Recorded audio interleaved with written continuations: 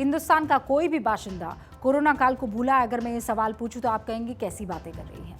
उस महामारी से निपटने में भारत को एड़ी चोटी का जोर लगाना पड़ा था, लेकिन अब एक और वायरस ने हिंदुस्तान की सरजमी पर कदम रख लिया है और ये वायरस भी उसी राज्य से भारत में आया है जहां से कोरोना ने भारत में एंट्री ली थी।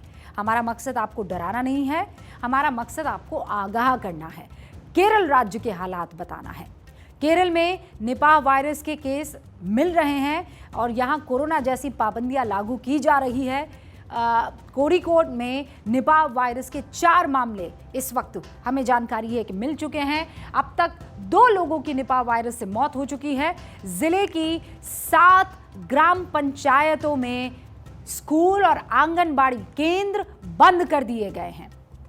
बैंक और सरकारी दफ्तर भी बंद हैं। सुबह 7 बजे से शाम 5 बजे तक सिर्फ दवाई और जरूरी चीजों की दुकानें ही खुल रही है। पूरे कोड़िकोड जिले में लोगों के लिए मास्क पहनना जरूरी कर दिया गया है। राज्य में निपाह वायरस का ये जो आउटब्रेक हुआ है उसके बाद केरल सरकार एक्टिव मोड में है। मीटिंग्स का दौर शुरू हो चुका है और कॉन्टैक्ट ट्रेसिंग का जो काम है वो भी शुरू कर दिया गया है। फिलहाल अस्पताल में एडमिट निपाह वायरस के 2 मरीजों में एक 9 साल का बच्चा है और एक 24 साल का युवा शामिल है।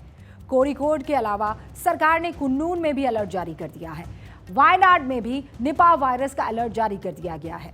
मल्लपुरम जिले में भी निपाह को लेकर अलर्ट जारी हो चुका है। अस्पतालों में जो मरीज पहुंच रहे हैं उनके लिए मास्क लगाना बहुत ज़रूरी है।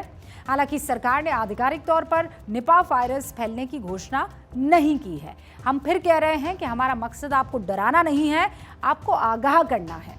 निपाह वायरस खतरनाक है और ये वायरस कोई नया नहीं है। निपाह वायरस सबसे पहले 1999 में मलेशिया और सिंगापुर में फैला था। उस वक्त 100 लोगों की मौत निपाह वायरस से हो गई थी। इस वायरस से मरने वालों का आंकड़ा डरावना है। निपाह वायरस से फेटलिटी रेट 40% से 75% तक है। इस वायरस का दुनिया में कोई इलाज नहीं है। चामाचिड़िया से फैलने वाले रोग है तो वो कहाँ रहते हैं, जहाँ रहते हैं वहां फैलते हैं, उसके साथ लोग जहाँ उसका सह अस्तित्व बनता है। ऐसे स्थिति में उसको कैसे वहां प्रिकॉशन ले, क्या क्या एक्शन करना चाहिए, उसके लिए भी एक गाइडलाइन तय की गई है। वो गाइडलाइन के तहत हम प्रिकॉशन ले सकते हैं ताकि हम उससे बचें।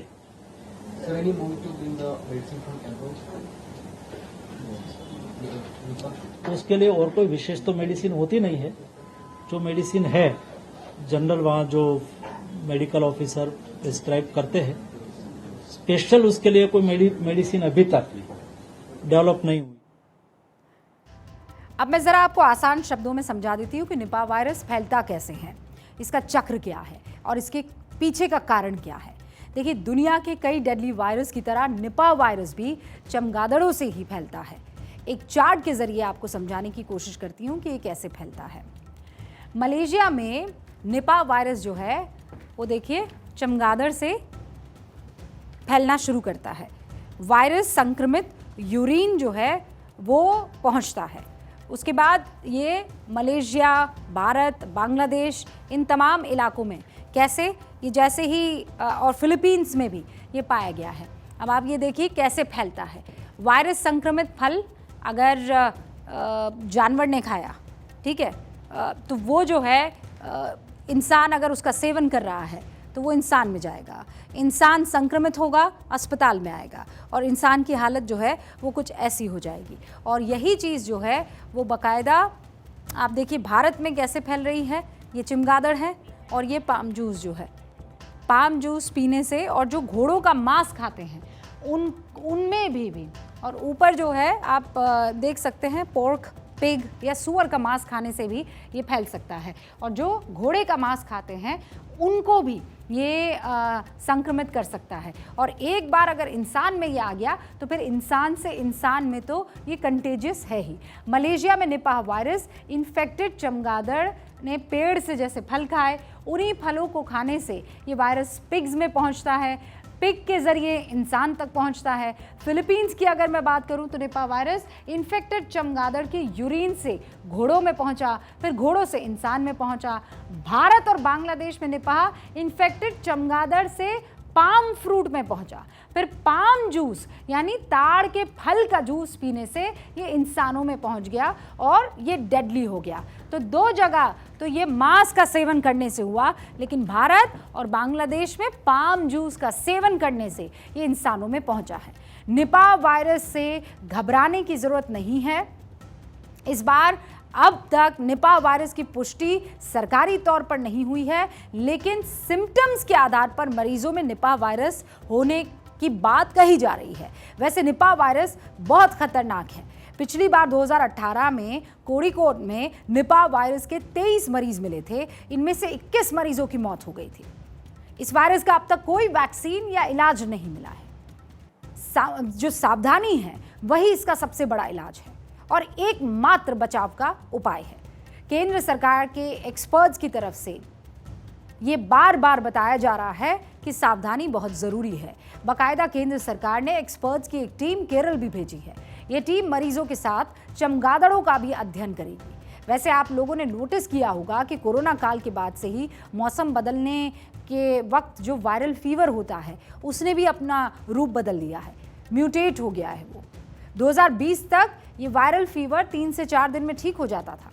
2022 में ये बढ़कर 7 से 10 दिन हुआ। 2023 में वायरल फीवर 10 से 15 दिन तक परेशान कर रहा है। खांसी लोगों को 20 दिन तक परेशान कर रही है। यानी वायरस अपने रंग और अपने रूप को बदल रहा है। वायरस की इम्यूनिटी मजबूत हो रही है। जैसे कुछ साल पहले तक मच्छर एक कॉइल जलाने से भाग जाया करते थे, लेकिन अब कॉइल्स मच्छरों पर बेअसर हो रहा है। क्यों? क्योंकि अब वो उस चीज के मुफीद हो चुके हैं। एक बेहद गंभीर सवाल जो आपके मन में भी आ रहा होगा और हमारे मन में भी था कि ये डेडली वायरस केरल से कैसा अपना रूट बनाता है। स्टैनफोर्ड यूनिवर्सिटी के प्रोफेसर स्टीफन लुबी की माने तो केरल में ताड़ी का सीजन जून से शुरू होकर अगस्त तक चलता है।